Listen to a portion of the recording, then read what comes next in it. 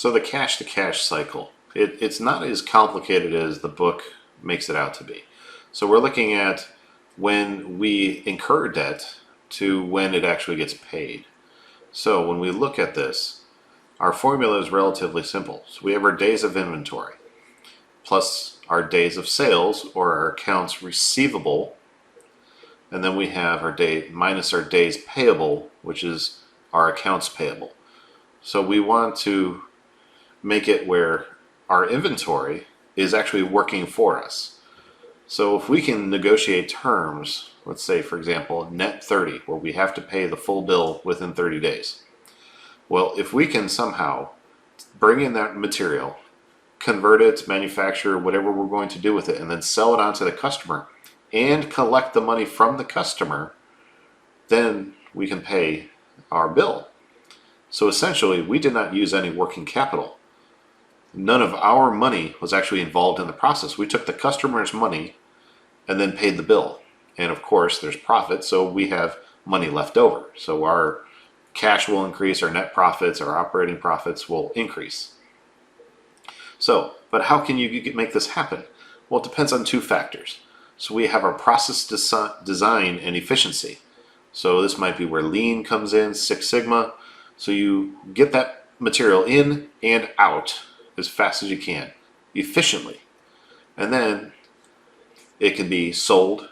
You bring in that money, you collect from your customer, maybe on a net 10 type of arrangement where they pay you within 10 days.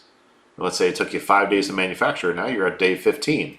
You still have 15 days according to the net 30, which you can put that money, let's say, in a bank, maybe make 15 days worth of interest.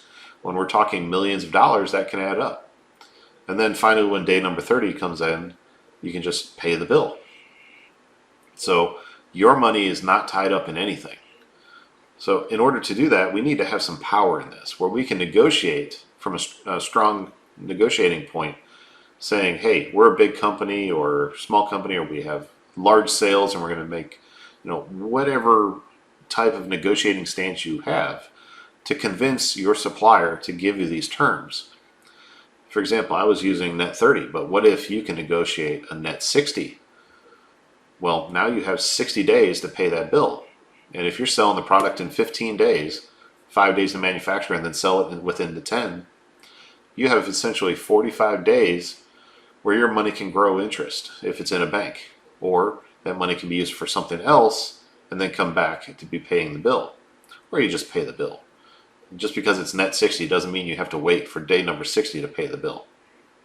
So the cash to cash cycle is from receiving the money, using your inventory, or the inventory you receive from your supplier, the money that you receive from your customer, and then you pay the bill.